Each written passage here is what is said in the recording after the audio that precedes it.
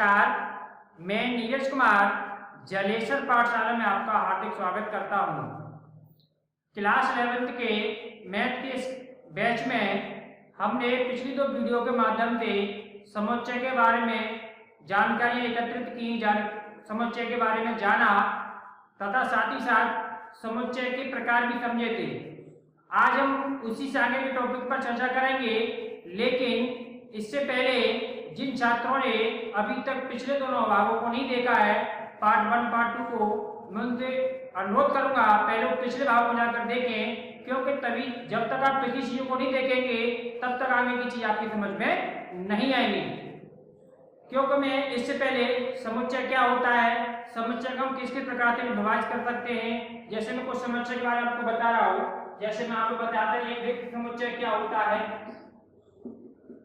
रिक्त समुच्चय कितने, यानी कि रिक्त समुच्चय नल सेट या एम्प्टी सेट क्या होता है, इसके बारे में चर्चा की थी। इसके बाद हमने एकल समुच्चय के बारे में बात की थी, यानी कि एकल समुच्चय हमारा क्या होता है। इसके बाद मैंने परिमित तथा अपरिमित समुच्चय के बारे में बात की थी। परिमित तथा अपरिमित समुच्चय के बारे में बात की थी। यदि आप पिछले भाग को देखेंगे तो आपको वहां पर सारी जानकारी मिलेगी। इसके अलावा मैं और भी समुच्चय के बारे में बात की थी, लेकिन आज की एक्सरसाइज आपकी रिक्त समुच्चय या परिमित तथा अपरिमित समुच्चय को लेकर के है। यदि आपने पिछले भाग को नहीं देखा तो ये चीज आपको अच्छे समझ में नहीं आएगी। छोटी सी व्याख्या मैं आपको कर देता हूँ। एक ऐसा समुच्चय जिसमें कोई भी अवयव नहीं होता है उसको रिक्त समुच्चय कहते हैं, और इसे हम फाई के द्वारा या फिर मजलू कोष्ठक के द्वारा रिप्रेजेंट करते हैं, प्रस्तुत करते हैं, इसको लिखते हैं। इसके बाद एकल समुच्चय एक ऐसा समुच्चय होता है जिसमें केवल और केवल एक ही अवयव पाया जाता है, उसको हम क्या कहते हैं, रिक्त समुच्चय कहते हैं। इसके साथ परिमित समुच्चय एक ऐसा समुच्चय जिसमें अवयवों की संख्या निश्चित होती है, यानी कि जिसके अवयवों को हम गिन सकते हैं या इनको सारे को जान सकते हैं, ऐसे समुच्चय को हम कहते हैं परिमित समुच्चय।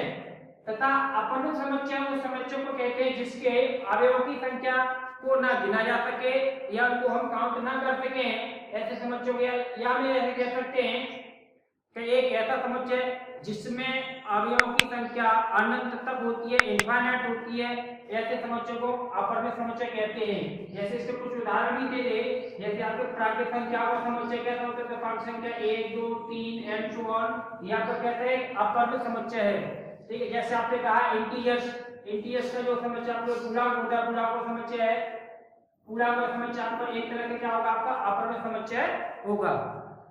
तो ऐसी चर्चा हम पिछले वीडियो के माध्यम से कर चुके हैं। तो इसके आगे की बात आज हम इस प्रश्नावली के माध्यम से करेंगे।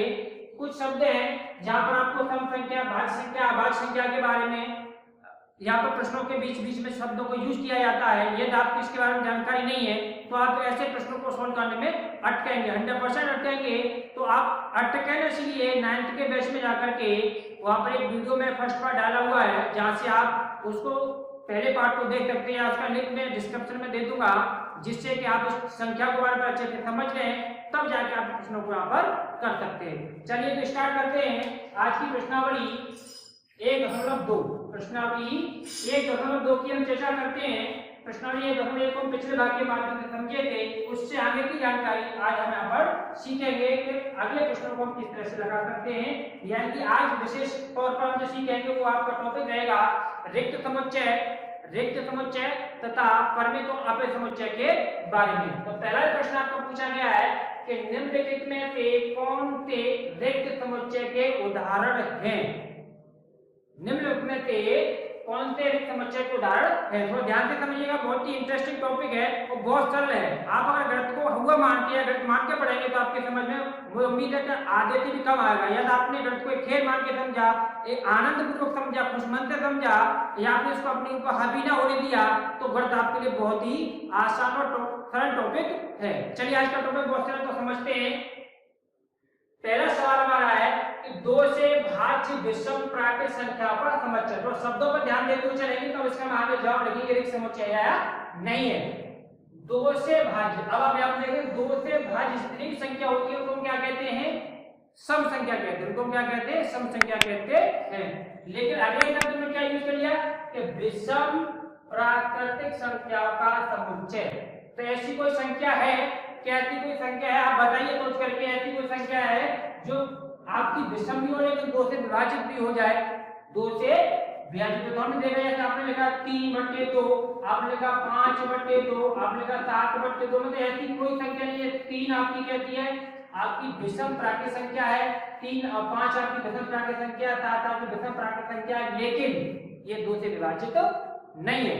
अब तो आप समझ गए होंगे, यानी कि वास्तव में ऐसी कोई संख्या नहीं होती जो विषम प्राकृतिक संख्या के कैटेगरी में भी आए और साथ ही साथ 2 से भाज्य या विभाजित भी हो जाए। इसका मतलब हम यहाँ तक तय कर सकते हैं और इसको हम कह सकते हैं कि 2 से भाज्य प्राकृतिक संख्याओं का जो समुच्चय है वास्तव में उसके अंदर कोई एलिमेंट नहीं है, अर्थात ऐसी कोई संख्या नहीं है जिसको हम कहते हैं कि हमारे एकल समुच्चय, अपरिमेय समुच्चय, किसी प्रकार समुच्चय का अर्थात सिर्फ एक ही समुच्चय बचा है जिसको हम फाइंड कर रहे थे, ढूंढ लेते हैं, क्या हमारा रिक्त समुच्चय, अर्थात इसमें ऐसा कोई अवयव नहीं है, तो हम इसको कह देंगे ये हमारा कैसा है, रिक्त समुच्चय है, क्योंकि ऐसा कोई अवयव नहीं है। तो इसका उत्तर में आप देख सकते हैं कि 2 से भाज्य प्राकृत संख्या का समुच्चय कहता है आपका एक नल सेट ऑफ i है, जिसको आप इस तरह से लिख सकते हैं, और यह लिख सकते हैं आपका क्या है, एक रिक्त समुच्चय है,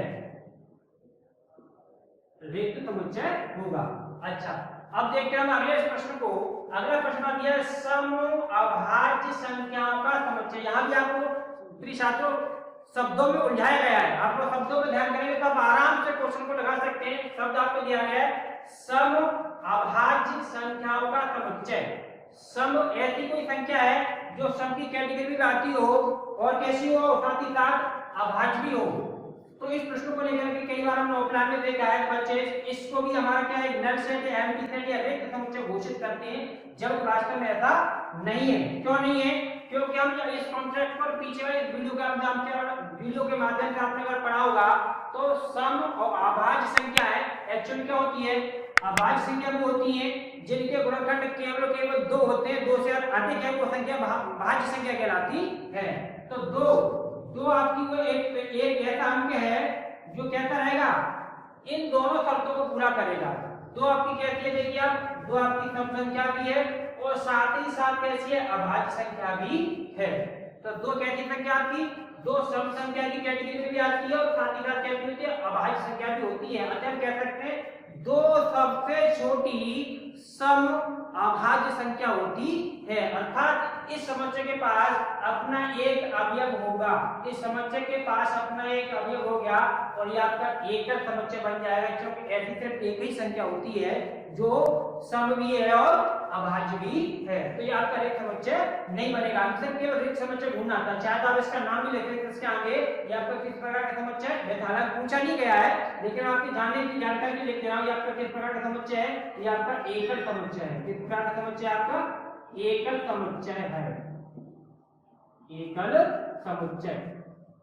चलिए इसके बाद अगला प्रश्न हमारा है x such that x, यानी कि हमें एक समूह दिया गया है, ऊपर एक समुच्चय दिया गया है या एक सेट दिया गया है जिसकी शर्त यह है x का एक एलिमेंट है, किस प्रकार से है कि x एक प्राकृतिक संख्या है। चलो तुम्हारे पास समझ में आ गई, x किससे बिलोंग करती है कि x बिलोंग्स टू n, यानी कि x जो है प्राकृतिक संख्या से लिया गया ये एक संख्या है, लेकिन उसकी शर्त क्या है कि x का मान छोटा है जैसे 5 से, चाहे तो मान लेते हैं x मान छोटा 5 से, तो नेचुरल नंबर आपके 1 से शुरू होते हैं, 1 2 3 4, ये x के संभावित मान हो सकते हैं इस शर्त के अनुसार।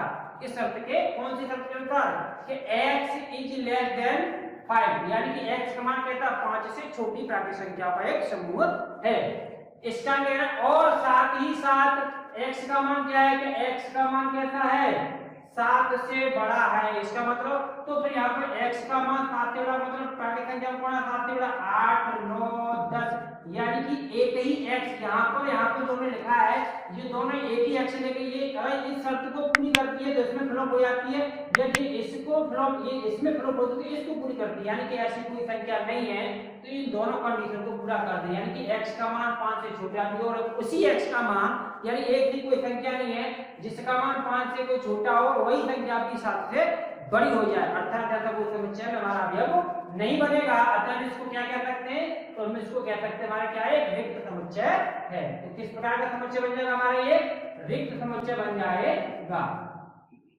रिक्त समुच्चय, ये भी आपको क्या हो गया, रिक्त समुच्चय बन गया। चलिए नेक्स्ट, अब इसके बाद आपका चौथा पार्ट इसका दिया है y such that y, यानी कि y एक इस सेट का यानी कि इस समुच्चय का अवयव है, किस प्रकार के है कि y किन्हीं भी दो समांतर रेखाओं का उभयनिष्ठ बिंदु है, किन्हीं भी दो समांतर रेखा का उभयनिष्ठ बिंदु है। वैसे बहुत मजेदार बात है, आपने पिछली क्लासों के माध्यम से पढ़ा होगा समांतर रेखाओं के बारे में, आप बड़ी बात जानते हैं कि ऐसी रेखाएं जिनके बीच की दूरी किन्हीं दो बिंदुओं के बीच, यहाँ पर चाहे यहाँ पर आप देख लीजिए हमेशा कहती रहती है, आप किसी बिंदु पर इनको नापेंगे, इस तरह से इनको हम फाइंड करेंगे इसकी डिस्टेंस को, तो हमेशा कहते हैं इक्वल रहती है। तो इस तरह की दो रेखा को हम क्या कहते हैं, समांतर रेखाएं कहते हैं। लेकिन समांतर रेखाओं की शर्त भी होती है, आप जानते भी होंगे, समांतर रेखाएं जहां से शुरू होती हैं वो अनंत तक कभी भी एक दूसरे को मिलती नहीं, यानी कि प्रतिच्छेद नहीं करती हैं, और जब तक ये एक दूसरे को प्रतिच्छेद नहीं करेंगी तब तक इनका कोई उभयनिष्ठ बिंदु नहीं मिलेगा। उभयनिष्ठ बिंदु का मतलब होता है कॉमन, जैसे मान लो एक रेखाखंड आपको इस तरह के है और एक रेखाखंड मैंने आपको इस तरह से बना लिया, अब इनका जो इंटरसेक्ट पॉइंट है, जो कटान बिंदु है, इंटरसेक्ट पॉइंट मतलब कटान बिंदु, तो कटान बिंदु इसका क्या कहलाएगा, इन दोनों रेखा यानी कि इस नाम, इसको नाम दे दिया मैंने L, इसको नाम दे दिया M, तो रेखाखंड L तथा रेखाखंड M का जो रेखाखंड L तथा रेखाखंड M का जो उभयनिष्ठ बिंदु होगा वो आपका क्या बनेगा, जैसा आप इसको नाम दीजिए O, तो इसका क्या करा O। लेकिन आपकी रेखा L तथा M ये आप आपस में जो निकालेंगे प्रतिच्छेदी रेखा कहलाएगी, ये आपकी समांतर रेखा नहीं हो सकती। इसका मतलब यहाँ पर ये नहीं कि ये दोनों शर्तों को कोई सी ऐसी दो रेखा खंड नहीं, ये तो पूरी करते हैं। कौन सी, एक तो वो समांतर रेखा भी हो, साथ ही साथ उनका उभयनिष्ठ बिंदु भी हो। समांतर रेखा कभी एक दूसरे को प्रतिच्छेद नहीं करती है, मतलब आपस में एक दूसरे को नहीं काटती है। अब जब तक एक दूसरे को काटेगी नहीं तब तक उनका कोई भी उभयनिष्ठ बिंदु नहीं बनेगा, अर्थात ये भी हमारा क्या सिद्ध हुआ, अर्थात इसको भी हम समझ गए ये भी हमारा एक रिक्त समुच्चय ही है। तो इसका हम ये लिख देंगे हमारे कौन सा समुच्चय है, ये हमारा एक रिक्त समुच्चय है। कौन सा समुच्चय है, ये हमारा एक रिक्त समुच्चय है। चलिए आप इसी को पेन डाउन करिए, नोट करिए कॉपी पेन के द्वारा आप इसको, और हम आगे की चीजों को देखते हैं। चाहे तो आप मोबाइल के अपनी वीडियो को पॉज कर करके इसका स्क्रीनशॉट ले सकते हैं, जिसे आप बाद में नोट भी कर सकते हैं। चलिए आपने सारी चीज नोट कर ली। अगला प्रश्न हम देखते हैं। अगला प्रश्न नंबर 2 में हमसे पूछा है कि निम्नलिखित समुच्चयों में से कौन परिमित और कौन अपरिमित है, यानी कि हमको समुच्चय दिए गए हैं, हमें उसमें ये फाइंड आउट करना है, ढूंढना है कि कौन से समुच्चय परिमित समुच्चय होंगे, यानी कि जिनके अवयवों की संख्या निश्चित होगी उन्हें हम कह देंगे परिमित समुच्चय, और जिनके अवयवों की संख्या अनिश्चित होगी जिसको हम कह देंगे अपरिमित समुच्चय। चलिए देखते हैं प्रश्नों के साथ साथ हम क्लियर करते चलेंगे, और बहुत ही मजेदार आसान सा सवाल है। आसान सा प्रश्न है, बहुत छोटी छोटी बात है, आप समुच्चय को अब तक 2-3 वीडियो के माध्यम से पढ़ते आ रहे हैं, तो उम्मीद है आप समुच्चय को भली भांति समझ रहे होंगे। बहुत आसान टॉपिक है अपना। पहला प्रश्न, वर्ष के महीनों का समुच्चय, वर्ष के महीनों का समुच्चय। तो वर्ष के महीने, आप बताइए वर्ष के महीनों को आप गिन सकते नहीं गिन सकते, क्या वर्ष के महीनों की संख्या निश्चित होती है कि नहीं होती है, यदि होती है तो फिर हमारे परिमित समुच्चय होगा, अर्थात वर्ष के महीने की संख्या निश्चित होती है, इसका मतलब परिमित समुच्चय है। तो इसके आगे हम लिख देंगे परिमित समुच्चय। कौन सा समुच्चय, परिमित समुच्चय। चलिए नेक्स्ट, अगला सेट आपको दिया है 1 2 3 एंड सो ऑन, इनफाइनाइट तक दिया गया, अर्थात आप समझ गए होंगे कौन सा सेट है, ये नेचुरल नंबर का सेट है, कि प्राकृतिक संख्या का सेट है जो अनंत तक होता है। इसको हम कई बार बता चुके हैं, आप इसको तो देखते समझ जाएंगे कैसा है, अपरिमित समुच्चय है। कौन सा है, अपरिमित समुच्चय, यानी कि इसमें अवयवों की संख्या कैसी है, निश्चित नहीं है। अगला आपको सेट दिया गया है, अगला समुच्चय आपको दिया है 1 2 3 और डॉट डॉट डॉट, यानी कि 99 और लास्ट में का 100, यानी कि 1 2 3 यानी 100 तक, यानी 1 से लेके 100 तक की संख्या का एक समुच्चय दिया गया है। अब 1 से लेके 100 तक यानी कि फाइनल है कि इसमें 1 से लेके 100 तक की संख्या है इस ग्रुप में, समुच्चय में पाई जाएगी। इसका मतलब कैसा हो गया, ये हमारा ये समुच्चय हमारा हो गया परिमित समुच्चय, यानी इसके अवयवों की संख्या कैसी है, निश्चित है। तो इसका आप लिख देंगे परिमित समुच्चय। कौन सा समुच्चय लिखेंगे हम इसे, परिमित समुच्चय। चलिए नेक्स्ट, अब अगला प्रश्न आपका दिया है 100 से बड़े धन पूर्णांकों का समुच्चय। तो 100 से बड़े धन पूर्णांक तो हमारे 100 से बड़े बहुत सारे होते हैं, यानी कि अनंत तक होते हैं, जिनको गिन भी नहीं सकते, इनके आज तक मैंने पता नहीं लगा पाया। इसका मतलब क्या हो गया, इसके अवयवों की संख्या कैसी है, निश्चित नहीं है, अर्थात इसको कौन सा समुच्चय का नाम देंगे, परिमित या अपरिमित, अपरिमित कौन सा देंगे, अपरिमित। तो 100 से बड़े धन पूर्णांकों का समुच्चय कहता होता है इसके अवयवों की संख्या अनिश्चित होती है, तो हमारा कौन सा समुच्चय कहलाएगा, अपरिमित समुच्चय कहलाएगा। कौन सा समुच्चय कहलाएगा, अपरिमित समुच्चय कहलाएगा। नेक्स्ट अगला आपका क्वेश्चन दिया है 99 यानी कि 99 से छोटे अभाज्य पूर्णांकों का समुच्चय, यानी कि 99 से छोटे अभाज्य पूर्णांक, यानी कि पूर्णांक का नाम दिया गया है तो 99 से छोटे अभाज्य वो हमारे कहते होंगे निश्चित ही होंगे, इसका मतलब हमारा समुच्चय कैसे कहलाएगा, परिमित समुच्चय कहलाएगा, परिमित समुच्चय होगा। तो इसके आगे हम क्या लिख देंगे, परिमित समुच्चय। अब प्रश्न नंबर 3 भी आपका सेम इसी से संबंधित है, इसकी ओर इसमें देखते हैं कि निम्नलिखित समुच्चयों में से प्रत्येक के लिए बताइए कि कौन परिमित है। यहाँ भी आपको वही बताना है कौन परिमित है और कौन अपरिमित समुच्चय है, इसके बारे में बताते। तो दो प्रश्न लगभग एक जैसे थे, लेकिन थोड़ा इनके लिखने का तरीका अलग अलग प्रकार से था, लेकिन दोनों में एक ही बात को फाइंड आउट करना है, ढूंढना है कि कौन सा दिया वो समुच्चय परिमित है, कौन सा दिया वो समुच्चय हमारा अपरिमित है। तो प्रश्न नंबर 3 की चलो स्टार्ट करते हैं। 3 का पहला सवाल है, पहला क्वेश्चन हमारा दिया है कि x अक्ष के समांतर रेखाओं का समुच्चय। चलिए मैं इसको थोड़ा सा आपको दिखा देता हूँ, आप भली बात ध्यान दो, आपने प्रीवियस क्लास के माध्यम से पढ़ा हुआ है। जैसे हमारा होता है x अक्ष, यानी कि आपका एक x अक्ष है और ये वाला ये आपको कौन सा है, y अक्ष है। अब x अक्ष के समांतर रेखाओं की संख्या आप गिन के बताइए कितनी होती है, तो मैं इसको परिमित कर दूंगा, यदि आप नहीं गिन पाए तो इसको मैं अपरिमित समुच्चय कर दूंगा। चलिए देखते हैं, x अक्ष के समांतर हमने एक रेखाखंड यानी कि एक रेखा हमने ये खींची, उसके समांतर एक हमने ये खींची, ये खींची, ये एक और एक और एक और एक और एक और एक और एक और एक और एक और एक और, यानी कि हम इसके समांतर रेखा जो खींचेंगे तो ये अनंत तक जाएंगी, जिनको हम गिन नहीं सकते, जिनकी संख्या निश्चित नहीं है। अतः इस समुच्चय को कौन सा नाम देंगे, इस समुच्चय का नाम देंगे हम कौन सा वाला, अपरिमित समुच्चय। कौन सा नाम देंगे इसको हम, अपरिमित समुच्चय। तो हमारा सवाल था x अक्ष के समांतर रेखा का समुच्चय, तो इसके आगे लिख दीजिए हमारा कौन सा समुच्चय कहलाएगा, ये अपरिमित समुच्चय। कौन सा, अपरिमित समुच्चय।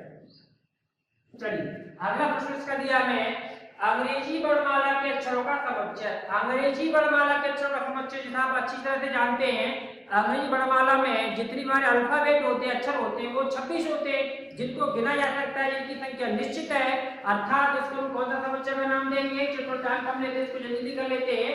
तो अंग्रेजी वर्णमाला के अक्षरों का समुच्चय आपका कैसा रहेगा, परिमित समुच्चय। कौन सा रहेगा, परिमित समुच्चय,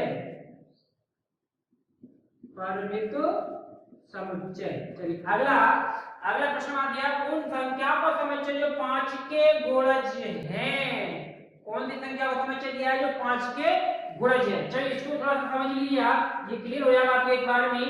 5 के गुणज यानी कि 5 के गुणज की हम बात करें तो वे सारी संख्या है इसमें आएगी जिनमें 5 से भाग जाता है। तो 5 से अपने आप का गुणज होता है, 10 होता है, 15 होता है, एंड सो ऑन, यानी कि वे सारी संख्या जो 5 से काटी जा सकती हैं, जिनमें 5 से भाग जाता है, उन सभी को हम क्या कहेंगे, 5 के गुणज कहेंगे।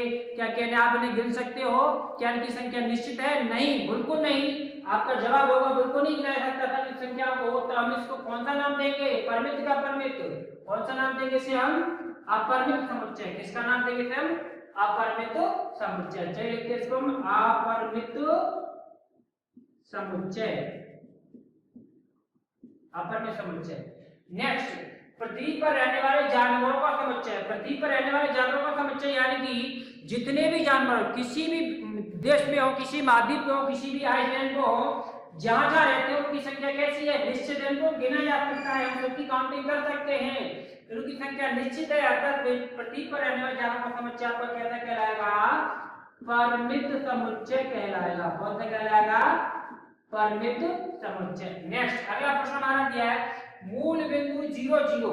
मूल बिंदु जैसे भी आपको मैं बताया था x अक्ष y अक्ष के बारे में, जो आपका कार्टिकल था, जो काटने का भी माने x अक्ष y अक्ष जहां भी एक दूसरे को कट करते हैं, जो इनका इंटरसेक्ट पॉइंट होता है, जिसका कटाव बिंदु कहते हैं अपनी आम भाषा में, यही इसी बिंदु को हम कहते हैं मूल बिंदु। क्या कहते हैं इसको हम?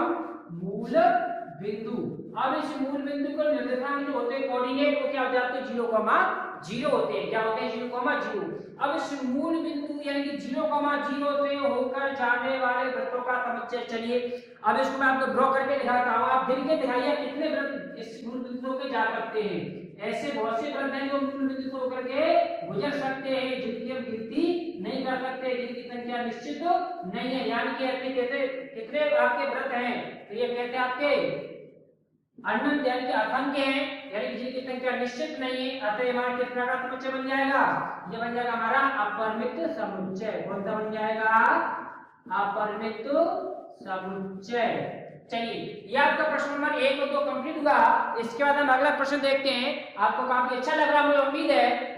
इसके हम अगर आपको इसके अलावा फिर भी कोई समस्या रही होगी तो आप क्या करेंगे? कमेंट बॉक्स में जाकर के अपनी समस्या को इसी वीडियो के कमेंट बॉक्स में हमें बताएंगे, जिससे हम अगली वीडियो के माध्यम से आपकी समस्या का समाधान कर सकते हैं। जल्दी से आप इसका स्क्रीनशॉट लीजिए या वीडियो को पॉज करके आप सारी चीज को नोट करिए। हम आगे बढ़ते हैं। चलिए अब अगले प्रश्नों को हम देखते हैं।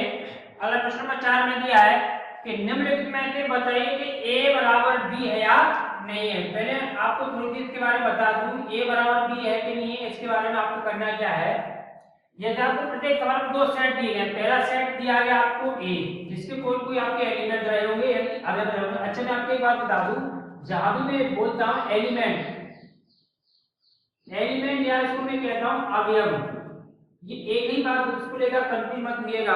वैसे मैंने आपको स्टार्टिंग में बता दिया है। जिन लोगों ने पिछली वीडियो ने देखी तो वो कभी कहते हैं कभी तो एलिमेंट कहते हैं, कभी अवयव कहते हैं। ये आपस में एक दूसरे के यहाँ पर पर्यायवाची शब्द होते हैं। वैसे आप इसको एलिमेंट कहिए चाहे अवयव कहिए, बात एक ही रहेगी आपकी।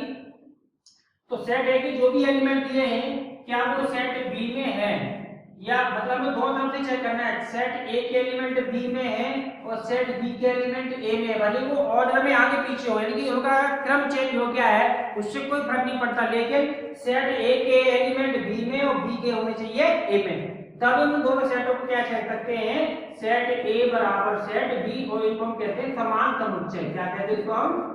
समान समुच्चय। यानी यहाँ पर आपको समान समुच्चय के बारे में पूछा गया है। चलिए तो ढूंढते हुए रहते कि किस सवाल के दोनों समुच्चय ए तथा बी समान समुच्चय हैं और किसके नहीं है। चलिए तो शुरुआत करते हैं प्रश्न नंबर 1 के। यानी प्रश्न में आपने दिया है सेट ए में आपको एलिमेंट दिए हैं ए बी सी डी। कौन से हैं?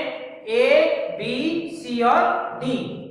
सेट बी में आपको एलिमेंट दिए गए हैं ए बी सी डी, उल्टा लिख दिया, ऑर्डर चेंज कर दिया है। तो हम देख रहे हैं कि सेट ए के सारे अवयव सेट बी में है या सेट बी के सारे अवयव सेट ए में है। अर्थात आप कह सकते हो कि सेट ए बराबर सेट बी। चार आप यहाँ पर लिखते हैं, थोड़ी देर पर जगह कम है, मैं इसको आगे लिख दे रहा हूं, क्योंकि सेट ए के सभी अवयव सेट बी में तथा सेट बी के सभी अवयव सेट ए में है।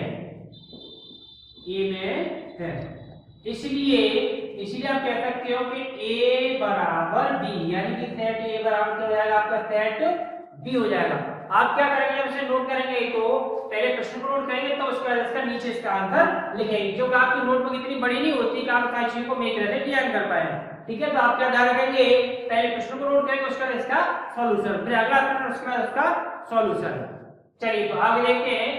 अब प्रश्न नंबर 2 इसका क्वेश्चन नंबर 2 दिया कि a बराबर 4 8 12 16। अब ध्यान से देखना सेट बी में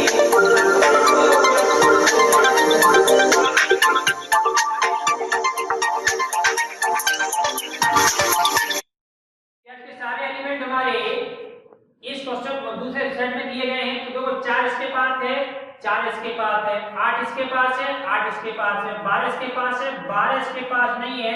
हाँ, हालांकि इसका 16 तो सेम एलिमेंट है, समान अवयव है, लेकिन इसके दोनों अवयव कहते हैं 12 और 16 एक दूसरे को 12 और 18 एक दूसरे से मैच नहीं कर रही, अर्थात आप कह सकते हैं कि सेट ए का अवयव 12 है, सेट बी में नहीं है, तथा सेट बी का अवयव 18 सेट ए में नहीं है। इसका मतलब ये दोनों कैसे जाएंगे आपके, तो set A is not equal to set B, set A is not equal to set B, यानी सेट ए और बी कैसे समान समुच्चय नहीं है, कैसे समुच्चय नहीं है, समान समुच्चय नहीं है। अगला प्रश्न, आप इस वाली चीज को आप अपने आप से मेंशन कर लीजिए जो मैं आपको बोली है। क्या बोली थी, एक बार ध्यान से सुन लें। मैंने बोला था कि सेट ए यानी समुच्चय ए का अवयव कौन सा, 12 अवयव सेट बी में नहीं है, सेट बी का अवयव कौन सा, 18 सेट ए में यानी समुच्चय ए में नहीं है, अतः समुच्चय ए बराबर नहीं होगा समुच्चय बी के।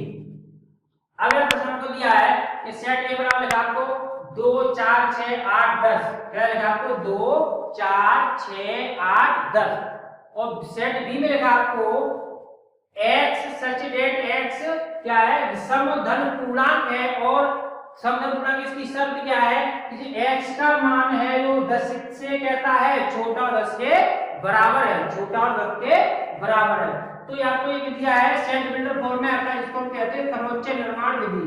तो आप इसको एक बार रोस्टर रूप में लिख लेंगे जिससे आप समझ पाएंगे कि x एक ऐसा अवयव है सेट बी का जिसका मान जो कहता है सम धन पूर्णांक, तो सम है और प्लस की संख्या भी है, धन पूर्णांक मतलब पॉजिटिव इंटीजर्स है, तो सम धन पूर्णांक आपका 2 4 6 8 10 एंड सो ऑन। अब इसकी शर्त को आप देखेंगे तो मैं ये रखना कहां तक है, तो देखो यहां तक की शर्त को हमने पूरा किया, x क्या है समधन पूर्णांक है, तो ये सारे नंबर यहाँ पे जो मैं लिखे वो क्या है, सबके सब समधन पूर्णांक है, लेकिन शर्त ये है कि x का मान 10 से छोटा हो सकता है के रूप में, और 10 से स्वयं है 10 भी हो सकता है लेकिन 10 से बड़ा नहीं हो सकता। इसका मतलब हम 10 से आगे के समुच्चय अवयव को यहाँ से हटा देंगे और लास्ट में हमारा 10 ही होगा। अब आप मिला के देखिएगा कि इसका 2 इसमें है, 4 इसमें है, 6 दूसरे सेट में है, 8 है, 10 है,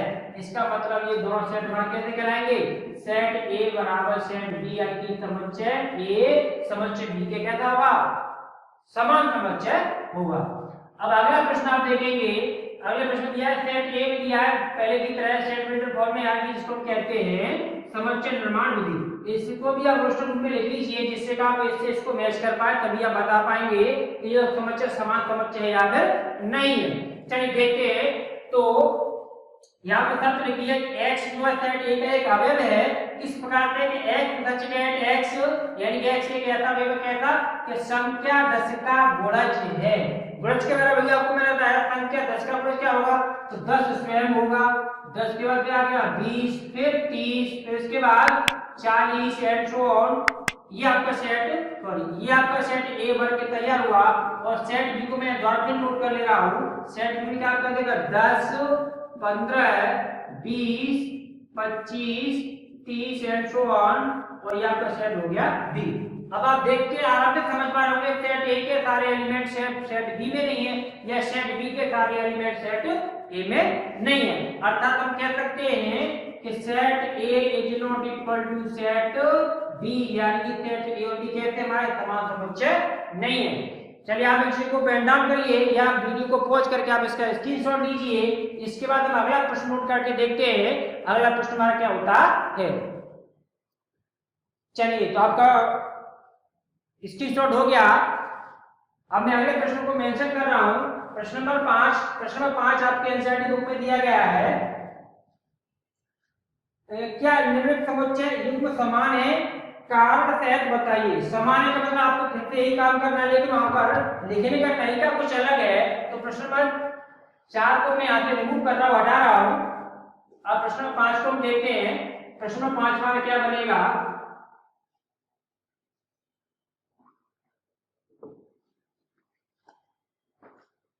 क्या निम्नलिखित समुच्चय युग्म समान है, यानी प्रश्न नंबर 5 है आपका, क्या निम्नलिखित समुच्चय युग्म समान है, समुच्चय युग्म समान हैं। कारण सहित बताइए, कारण सहित बताइए। चलिए, तो इसका हम पहला सवाल उठाते हैं। 5 का फर्स्ट पार्ट में दिया गया है, एक सेट दिया आपको ए के जो अवयव है हमारे पास सिर्फ 2 ही अवयव है इसमें, यानी कि 2 एलिमेंट है, वो कौन कौन से हैं, 2, 3। सेट बी, यानी सेट बी में हमें जो अवयव दिए गए हैं वो हमारे है x सच दैट x और x के लिए बताया कि समीकरण कौन था, x² plus 5x plus 6 equal to सही है, प्लस 6 इक्वल टू 0 का एक हल है, 0 का एक हल है। ये आपको पूरा बन। चलिए, तो पहले इसको हम सॉल्व कर लेते हैं, फिर आगे देखते हैं क्या है। समस्या ए आपको जो रोस्टर रूप में दिया है 2,3, ये एकदम यहाँ पे क्लियर कट है कि ये समस्या हमारा, जिसके बाद आपको देख पा रहे हैं। क्या हम समस्या बी के सभी को देख पा रहे हैं, यानी x समीकरण x² प्लस 5x प्लस 6 का 0 का एक हल है। तो जो छात्र क्लास 10th में दोगा समीकरण के चैप्टर को पढ़े होगा, आप इसको देख के समझ जाएंगे इसको मैं हल कैसे करना है। चलिए इसको हल करके देख लेते हैं क्या वास्तव में इसके ये संख्या आपको जो मिलती है यहाँ पे, ये सेम अवयव हमें इसमें मिलते हैं कि नहीं मिलते। इसको हम हल करते हैं, हल करने में पता चलता है x² प्लस का 5x प्लस का 6 इक्वल टू 0। वो पुराना वाला सिस्टम जैसे आप जानते होंगे, इस संख्या के हम दो गुणनखंड ऐसे करते हैं जो बीच वाली संख्या को दो भागों में तोड़ने पर यहाँ पे तो उसकी वैल्यू बनी रहे। तो हमने 6 के गुणनखंड किए, तो 6 का गुणनखंड 2 into 3, तो 2 3 अच्छा हो गया, लेकिन 2 3 को हम जोड़ेंगे तो 2 प्लस 3 का कितना हो गया 5, कितना हो गया हमारा 5। चलिए इसको हम दो भागों में तोड़ देते हैं, या इसको डायरेक्ट भी कर देते, लेकिन मैं इसको आपको पूरा करके दिखाऊंगा। चलिए देख लेते हैं। तो x बटा 2 plus 3x plus 2x plus 6 बराबर 0। आप थोड़ा समझने की कोशिश करिएगा। इस 5x को मैंने यहाँ पर दो भागों में तोड़ दिया, यानी 3x और 2x में तोड़ दिया। अब आप जैसे जोड़ेंगे तो 3x और 2x कितने x होंगे आपके 5x ही रहेंगे, यानी आपका सवाल जैसे पहले का दो बार समझ में वैसे अभी भी है। अब इसको मैं हल करके आगे पता करते हैं, हमें आगे मिलता क्या है। तो इन दोनों में से x कॉमन लिया तो क्या बचा हमारे पास x प्लस 3, यहाँ पे प्लस 2 कॉमन लिया तो बचा x प्लस 3 बराबर 0। अब x प्लस 3 को हमने दो जगह से कॉमन लिया, यहाँ पर लिया हमने x प्लस 2 बराबर 0, अर्थात हम इस पे एक एक करके दोनों को 0 के बराबर करेंगे। तो x प्लस 2 बराबर 0, यहाँ से मिला x का मास के 3, यहाँ से मिला x का मास के 2। अर्थात सेट बी को हम सेट बिल्डर फॉर्म में लिखेंगे तो कुछ इस प्रकार से लिखेंगे, तो रोस्टर रूप में लिखेंगे तो किस प्रकार से लिखेंगे कि माइनस के 2 और माइनस के 3। तो आप देख पा रहे होंगे सेट ए का अवयव क्या था प्लस का 2, सेट बी का क्या माइनस के 2, सेट ए का अवयव क्या प्लस के 3, सेट बी का क्या माइनस के 3। क्या समुच्चय को हम समान समुच्चय यानी कि समुच्चय युक्त समान इसके हैं, इसको हम समान समुच्चय कह सकते नहीं कह सकते। आप क्या लिख देंगे, यानी कि a is not equal to b, a is not equal to b, अर्थात समुच्चय a और b हमारे कहते हैं समान समुच्चय नहीं है। चलिए आप इसका स्क्रीनशॉट लीजिए, वीडियो को पॉज करके इसके नोट के लिए। अब इसका हम सेकंड पार्ट देखते हैं। चलिए अब इसका सेकंड पार्ट प्रश्न 5 का सेकंड दिया है। सेट ए में दिया आपको एक समुच्चय में दिया क्या x सच दैट x शब्द, यानी कि x को x का सेट ए का एक ऐसा अवयव है कैसा कि x सब h यहां पे रिप्रेजेंट कर रहा है तो फॉलो का एक अक्षर, यानी कि f को डबल एरो w का एक अक्षर है। तो इसको वास्तव में सॉल्व करेंगे तो क्या करेंगे, इसको आप रोस्टर रूप में लिख लेंगे। तो सेट ए को आप कुछ इस प्रकार से लिखेंगे। मैं आपको पुरानी वीडियो के माध्यम से बताया था पिछली वीडियो में, जब हमें किसी से शब्द में तो यहाँ पर इसका सेट में सिलेक्शन करते हैं, जब अक्षर एक से अधिक बार रिपीट होता है तब सिर्फ इसको एक बार ही काउंट करते हैं, एक बार इसको हम नोट करते हैं। अगर एक अक्षर दो मतलब 2 बार 3 बार आता है तो उसको हम 2-3 बार नहीं लिखते, सिर्फ एक बार लिखते हैं। तो इसमें आप शब्द में नोट करेंगे क्या एफ के बाद हमने लिया ओ, इसके बाद एल का फिर से आपका ओ आ गया, फिर से एल आ गया, इसको नहीं लिखेंगे, उसके बाद क्या लिखेंगे आप W, यानी कि सेट ए आपका इस तरह से रोस्टर फॉर्म में है। अब सेट बी को भी रोस्टर रूप में बदलेंगे तो y सच दैट y शब्द दिया है तो बोलते हैं कि W को भी लेंगे आप O L एंड F। अब देखिए क्या ये सारे अगर एक दूसरे के सेट में दिए हैं कि नहीं दिए। इसका F इसमें दिया है, इसका O इसमें दिया है, इसका L इसमें दिया है, इसका W इसमें दिया है। इसका मतलब सारे में एक दूसरे से क्या कर रहे हैं, मैच कर रहे हैं। आप कहते हैं कि सेट A बराबर सेट B, क्या कहते हैं, सेट A बराबर सेट B। ये आपका प्रश्न 5 कंप्लीट हुआ। इसके बाद लास्ट प्रश्न इस प्रश्नावली का प्रश्न नंबर 6। आप इसे स्क्रीनशॉट लीजिए या वीडियो को कुछ करके नोट करिए, मैं इसको रिव्यू कर रहा हूं। अगला प्रश्न नंबर 6 हम देखते हैं इसके साथ। यहाँ पर तुरंत के तुरंत ही चलिए हो गया। हाँ चलिए तुरंत आगे बढ़ते हैं। प्रश्न नंबर 6 में दिया गया है, प्रश्न नंबर 6 हमसे कह रहे हैं कि नीचे दिए हुए समुच्चयों में से समान समुच्चय का चयन कीजिए। यानी कि हमको समुच्चय दिए गए हैं। प्रश्न नंबर 6 में हमें इसको थोड़ा शॉर्ट करके लिख रहा हूं, क्या करना है, सिर्फ हमें समान समुच्चय का चयन कीजिए, यानी कि निम्नलिखित उन्होंने ऐसे कुछ लिखा है, नीचे दिए हुए समुच्चय में हमें समान समुच्चय का चयन करना है। तो इसमें हमें कुछ सेट दिए गए हैं। सेट ए यानी कि पहला सेट दिया आपको A बराबर, जिसके अवयव आपको दिए हैं 2 4 8 12। क्या दिए आपको, 2 4 8 और 12, 2 4 8 और 12। चलिए दूसरा सेट बी, इससे हम नोट करते हैं। सेट बी में हमें दिया गया है, सेट बी जब हमें 1 2 3 4, सेट बी का क्या है आपके 1 2 3 और 4, 1 2 3 4। सेट सी यानी अगला समुच्चय सी आपको दिया है 4 8 12 14। ये हमें क्या क्या दिया है, तो 4 8 12 और 14, 4 8 12 14। इस बार में अगला सेट बी दिया गया है, सेट में 3 1 4 2, 3 1 4 2। इसके बाद में सेट बी के बाद एक सेट और दिया गया है, सेट ई। सेट ई में हम दिया है -1 +1। क्या दिया हमें, -1 और +1, -1 एंड +1, ये दो ही हम दिए। इसके बाद मैं इसका आगे अगली लिख देता हूं। सेट एफ, एफ में हमें अवयव दिए हैं 0, A, 0, A, सॉरी 0 नहीं, आपको O, A या G, जो भी है। चलिए नेक्स्ट सेट जी में हम देखते हैं। सेट जी में दिया है +1 -1 और जी का में एक लास्ट सेट दिया है H। H में हमारे अवयव है 0, 1, 0, 1। अब हमें क्या करना है, तो प्रश्न को ध्यान से, बहुत ही सरल आसान सवाल है। आपका प्रश्न बहुत सरल पूछा गया, आपको कुछ खास बात नहीं पूछी गई है। और मैं आपको इसको एक बार समझा दूं तो इसके आंसर को आप अपने आप से लिख देंगे। समान समुच्चय का मैं चयन करना है, यानी कि ये सारे समुच्चय A B C D E F G H कितने दिए गए आपको, 1 2 3 4 5 6 7 8, यानी कि आपको 8 समुच्चय दिए गए। इन 8 सेटों में से हमें ये चेक करना है कि कौन कौन से 2 समुच्चय या कौन से 3 समुच्चय के अवयवों को सेम टू सेम है, जिनके अवयव सेम टू सेम है उन्हें समान समुच्चय की कैटेगरी में रखेंगे। तो हमें यही फाइंड करना है कि कौन से 2 समुच्चय 3 समुच्चय बिल्कुल एक जैसे अपना एलिमेंट के अवयव को दिखाते हैं। तो सेट ए में दिया 2 4 8 12। देखिए इसमें कोई ऐसा कोई समुच्चय है जिसके पास ये सेम किसी में दिए हो, 2 4 नहीं दिया, इसमें 4 दिया तो 2 नहीं दिया, नहीं दिया। चलिए यानी कि सेट ए का समान कोई दूसरा समुच्चय नहीं है, इसको हम कैंसिल करते हैं। अब सेट बी को देखते हैं। सेट बी में दिया हमें कितना, 1 2 3 4, इसमें नहीं दिया, इसमें आपका 1 2 3 4, हाँ बिल्कुल दिया। यानी कि सेट बी के क्या होगा, बिल्कुल समान होगा। तो लिख देंगे हम, चूंकि सेट बी का अवयव दिया, क्या दिया आपको, सेट बी में